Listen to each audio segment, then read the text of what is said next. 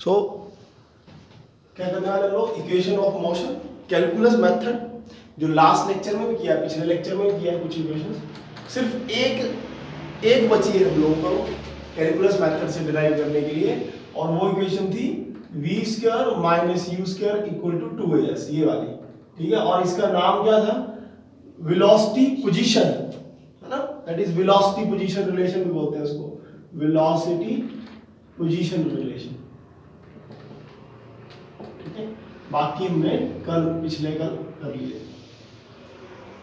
और velocity position relation करने के लिए बेसिक आप लोग स्टार्ट करें v से, ठीक है, as we know velocity is equal to displacement over time, ठीक है, that is velocity is equal to change in displacement over time। इधर एक बेसिक सा स्टेप आप लोगों ने याद रखना है, ठीक है, माइंड पे। इसी इक्वेशन को, इसको इक्वेशन 1 मान लेता हूँ, और इसमें मैं क्या करूंगा, वेलोसिटी इज इक्वल टू, देखो dx ओवर dt तो है, मैं इसको dv और dv से मल्टीप्लाई एंड डिवाइड कर दूंगा। क्या किया हम लोगों ने, multiply and divide, multiply and divide by dv। तो अगर एक ही चीज से मल्टीप्लाई करें और एक ही चीज से डिवाइड करें तो इक्वेशन पे कोई चेंज नहीं आता एक्चुअली। बस फिर इसके बाद हम लोग क्या करेंगे, वेलोसिटी इज इक्वल टू, थोड़ी सिमेट्री देने वाले हैं, वेलोसिटी अपॉन टाइम। देखो इधर ये dv, ये वाली चीज देखो, ये और ये, इसको इकट्ठे लिख देता हूं मैं, that is dv over dt, और dx ऊपर ओवर dv। तो ये क्या बनने वाला है, that is dv over dt, sorry dv over dt, ये dv over dt and dx over dv। तो this dv over dt, that is rate of change of velocity upon time is acceleration. तो इसको मैं लिख दूंगा a and this is dx over dv। बस इधर symmetry में आ गई इक्वेशन। इसके आगे क्या करेंगे हम लोग, इधर करता हूं, इस dv को ले जाएंगे इस तरफ, तो बन जाएगा v dv is equal to a dx and then integrate, ठीक है, and then integrate, this is integrate। देखो इंटीग्रेट करने के लिए ना वेरिएबल लेकर आना पड़ता है, तो ये dv इसीलिए लेकर आए ताकि इंटीग्रेशन कर सके v की एंड a dx। तो बेसिक फॉर्मूला मैंने बताया है, अगर विद रिस्पेक्ट टू v की जा रही है तो उसकी पावर 1 इंक्रीज होगी तो 2 जाएगी और नीचे भी 2 आएगा। देन उससे नेक्स्ट इधर a कांस्टेंट है। अब इसके पीछे रीजन क्या है, इधर आप लोग देखो, इधर मैंने v की इंटीग्रेशन की तो उसकी पावर इंक्रीज की और डाउन की, लेकिन इधर मैं बोल रहा हूं कि यार a तो कांस्टेंट है। तो रीजन इसके पीछे ये है कि integration with respect to x की जा रही है, ये बात याद रखनी है। अगर x के रिस्पेक्ट में इंटीग्रेशन कर रहा हूं तो a कांस्टेंट है, अगर इधर x होता तो फिर उसके साथ भी ऐसा ही होता x स्क्वायर ओवर 2, लेकिन x है, तो अगर फिर a आउट आ गया और सिर्फ dx की इंटीग्रेशन x और एक कांस्टेंट आएगा, दैट इज k। क्लियर है बात? Let at x is equal to 0, जब x equal to 0 which means जब डिस्प्लेसमेंट बिल्कुल शून्य थी, बिल्कुल स्टार्टिंग पॉइंट इसको बोलते हैं, तो जो आपकी वेलोसिटी होगी वो इनिशियल होगी and that will be equal to u, और फिर उससे नेक्स्ट आप लोग ये वैल्यूज इसी पे डाल दो, ठीक है। तो ऐड करो इस पे वैल्यूज, क्या होने वाला है इससे नेक्स्ट, देखो इधर से इस पॉइंट पे जाते हैं, जिसमें जैसे ही v is equal to u आएगा ना इधर, that is u square over 2 is equal to a x की वैल्यू देखो 0 आएगा, 0 into something 0 equal to k। So put value of, इसको इक्वेशन को नाम दे देता हूं मैं, 2 दे देता हूं क्योंकि 1 लिया था। सो put value of k in equation 2, ठीक है, put value of k in equation 2, equation 2 we get, so what we get is, जैसे इसमें पुट करेंगे तो आने वाला है v स्क्वायर ओवर 2, ये देखो इधर v square over 2 is equal to ax plus k की वैल्यू u स्क्वायर ओवर 2, और इस u स्क्वायर ओवर 2 को इस तरफ लेकर आएंगे तो होगा v square over 2 minus u square over 2 is equal to ax, which implies v square minus u square over 2 is equal to ax, and v square minus u square is equal to 2ax, where x is displacement. ठीक है, x क्या है, displacement है, so we can write it as, so v square minus u square is equal to 2as, which means s is equal to x. x जो है वो s के equal ही है, so that is our velocity position relation by calculus method. ठीक है जी, तो किया क्या हम लोगों ने इक्वेशन ऑफ मोशन तीन तरह से कर ली है स्टडी. ठीक है, तीन तरह से स्टडी की है. इसमें एक तो सिंपल मेथड था, ठीक है, सिंपल, और दूसरे में हम लोगों ने ग्राफ की हेल्प से किया, और थर्ड में हम लोगों ने कैलकुलस की हेल्प से किया है. कैलकुलस मतलब इंटीग्रेशन की हेल्प से किया है कि हमने इक्वेशन ऑफ मोशन किया. ठीक है, तो इसके साथ ये जो काइनेमेटिक्स का इक्वेशन ऑफ मोशन वाला पार्ट था वो भी खत्म हुआ, और हम लोग अभी करेंगे कुछ न्यूमेरिकल्स. ठीक है, जो प्रीवियस पेपर्स में आए. ठीक है जी, आप लोग नोट कर लो इसको.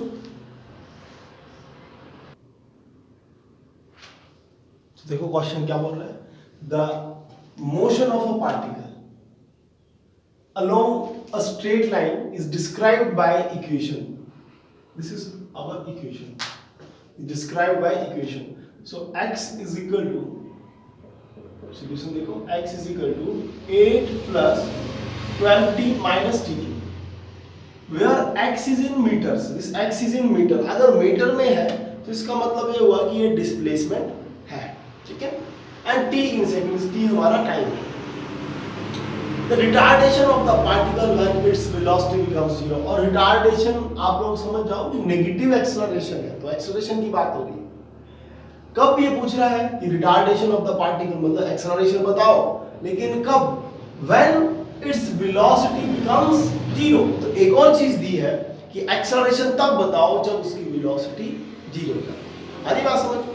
तो आप लोगों को सबसे पहले तो वेलोसिटी निकालनी पड़ेगी, और एक्सेलरेशन के लिए बेसिक कांसेप्ट क्या है आप लोग देखें ना, कि अगर आपके पास डिस्प्लेसमेंट दी हो तो आप लोग उसका रेट ऑफ चेंज कर दो, तो आपके पास वो वेलोसिटी बन जाती है. ठीक है, dx/dt. फिर इस वेलोसिटी का रेट ऑफ चेंज कर दो तो वो एक्सेलरेशन बन जाता है बेसिक.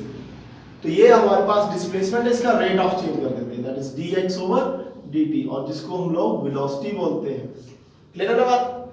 अब रेट ऑफ चेंज dx/dt जो है वो डेरिवेटिव है. अब थोड़ी सी कंफ्यूजन हो सकती है क्योंकि अभी अभी हमने कैलकुलस मेथड में इंटीग्रेशन यूज की है, लेकिन डेरिवेटिव थोड़ा अलग से फॉर्मूला लगता है, थोड़ा अलग से लगता है. डेरिवेटिव का क्या फॉर्मूला था, अगर मैं बोलूं कि यार x raise to power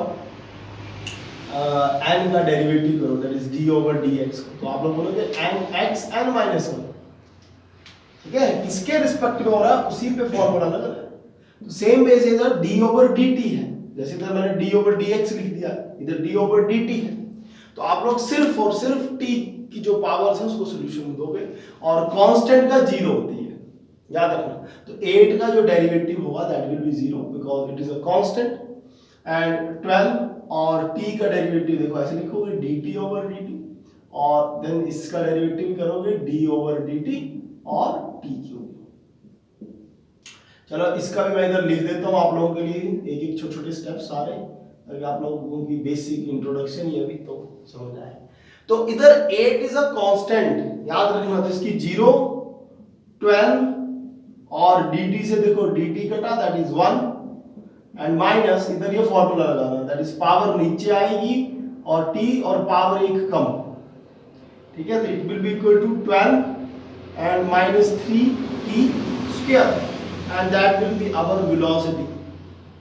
So velocity is equal to 12 minus 3t square. याद रखने वाली बात, अगर डिस्प्लेसमेंट दी हो तो डेरिवेटिव करके हम लोग वेलोसिटी निकालते हैं, जिसको स्लोप भी बोला जाता है. This dx/dt is also known as a slope. Okay, this is also known as a slope. Okay, this is also known as slope, and velocity is equal to slope in displacement time graph, वो बात याद रखना. तो velocity आ गई हम लोगों की. अब क्वेश्चन में बोला था कि आप लोग तो रिटार्डेशन पता करेंगे. तो रिटार्डेशन मैंने बताया कि यार नेगेटिव एक्सेलरेशन है, मतलब एक्सेलरेशन तो इसकी फिर से डेरिवेटिव होगा. तो acceleration is equal to rate of change of velocity. आ रही बात समझ? फिर से डेरिवेटिव करेंगे तो 12 का डेरिवेटिव क्या होगा बताओ जल्दी से। 8 का डेरिवेटिव क्या गया? 0 गया। रीजन क्या था? क्योंकि कांस्टेंट था। तो वैसे 12 भी कांस्टेंट है तो इसका 0 हो जाएगा -3। और t स्क्वायर का डेरिवेटिव क्या होगा? दैट इज पावर देखो नीचे आनी है, ठीक है, इसका डेरिवेटिव डायरेक्ट कर रहा हूं, पावर नीचे आती है जो भी पावर है t, और पावर एक कम होती है तो 2 - 1 is 1। आ रही बात समझ? So it will be acceleration is equal to this is 3 -3 into 2 is 6 of t, ठीक है। सो एक्सेलरेशन कितनी आ गई? -60। अभी क्या है कि आप लोग आंसर्स दोगे तो आप लोग देखो कि आंसर t की फॉर्म में आ रहा है ना? तो आप लोगों को जो ऑप्शंस दिए होंगे वो अलग अलग नंबर्स दिए हैं, लेकिन इधर एक चीज का यूज नहीं किया हमने, व्हेन इट्स वेलोसिटी बिकम्स 0। तो देखो वेलोसिटी ये है, इट बिकम्स 0 तब एक्सेलरेशन पता करो। इसको मैं 0 के इक्वल पुट करता हूं as it is given, so as v is equal to 0, so it means इधर 0 डाला तो 12 - 3t square, 0 is equal to 12 - 3t square, और इसकी कैलकुलेशन करेंगे -12 इधर आया is equal to -3t square, ये लो 3 से ये आ, so t square is equal to 4 और t is equal to √4। ये बेसिक मैथ्स आप लोगों को पता होगा, ठीक है। प्लस माइनस में वैल्यू आएगी लेकिन टाइम तो प्लस में चलेगा, ठीक है। तो टाइम की वैल्यू आ गई 2।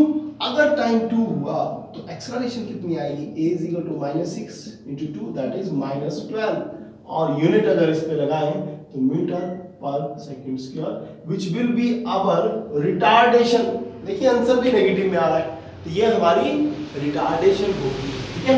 आप लोग इसको नोट करें, एक बार अच्छे से समझे, देन नेक्स्ट न्यूमेरिकल करेंगे। सो क्वेश्चन क्या है? ए boy standing at the top of a tower of 20 meter height drops a stone। देखो ना, ऐसे एक ये मान लो टावर है, फॉर एग्जांपल ये टावर है और इधर कोई लड़का खड़ा है, ठीक है, ऐसे कोई लड़का खड़ा। A boy standing at the top of the tower of 20 metre height, और इसकी हाइट जो है दैट इज 20 मीटर, ये बोल रहा है। ड्रॉप्स अ स्टोन, और इस लड़के ने इधर से पत्थर ड्रॉप किया, बिल्कुल स्ट्रेट ड्रॉप किया, ठीक है। चाहे मैं इसको इस तरफ ले लेता हूँ, कंफ्यूज ना हो जाए। 20 मीटर हाइट इस तरफ, और इधर से ये स्टोन है तो उसने ड्रॉप किया, ठीक है, stone. Assuming g the velocity with which it hits the ground is, तो इधर से जब कोई चीज ड्रॉप कर रहा है तो इसकी इनिशियल वेलोसिटी स्टार्टिंग में 0 आएगी, ठीक है। फाइनल वेलोसिटी तो कैलकुलेट करने को ये बोल रहे हैं, कैलकुलेट करें क्वेश्चन। एंड एक्सेलरेशन की वैल्यू 10 नहीं है, माइनस में नहीं लेंगे इस बार, क्योंकि माइनस तब होता जब नीचे से ऊपर फेंकेंगे। और s is also given, displacement कितनी होगी? 20 मीटर ही होगी, दैट इज गिवन। और आपसे बोल रहा है the velocity with which it hits the ground, velocity पता करनी है। तो आई थिंक आप लोगों को इक्वेशन v² - u² = 2as है, खुद देखना। And v is equal to u plus at है और s is equal to ut plus half at² है। इसमें देखो टाइम है और वो गिवन नहीं है, इधर भी टाइम पड़ा है, गिवन नहीं है, ये इक्वेशन बच रही है, इसको अप्लाई करें। सो v की जगह आप लोगों की वैल्यू आने वाली है x ले लो या v ले लो यार, v की जगह v रखो, और u की वैल्यू 0 का square and 2 acceleration is 10 and then s is 20, so it means v² is equal to 2 into 2 is 400 and v is equal to 20.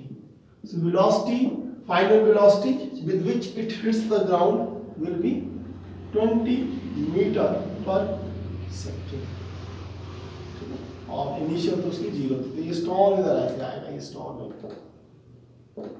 बोलिए क्वेश्चन आ रहा है समझ? आया समझ? Then next question,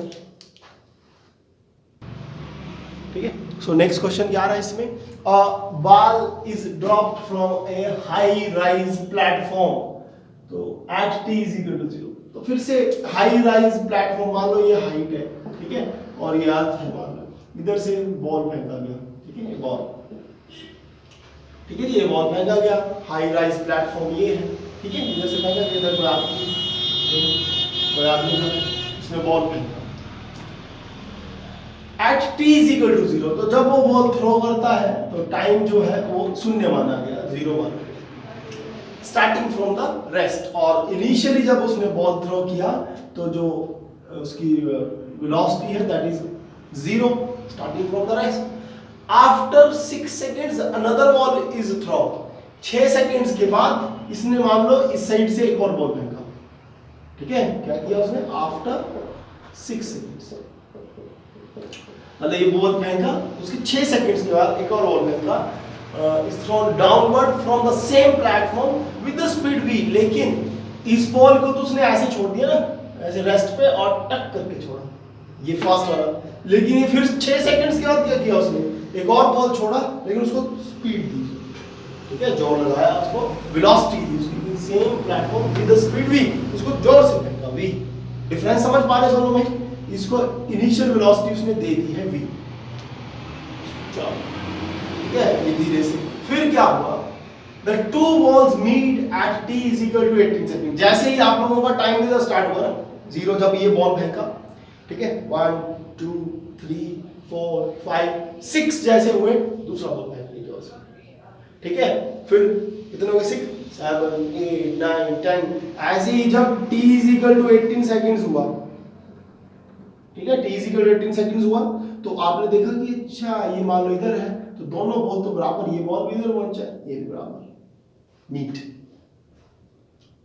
क्वेश्चन आ रहा समझ, what is the value of v, तो उसने v कितना फेंका, कैच कर पा रहे हो, क्वेश्चन समझ पा रहे हैं आप?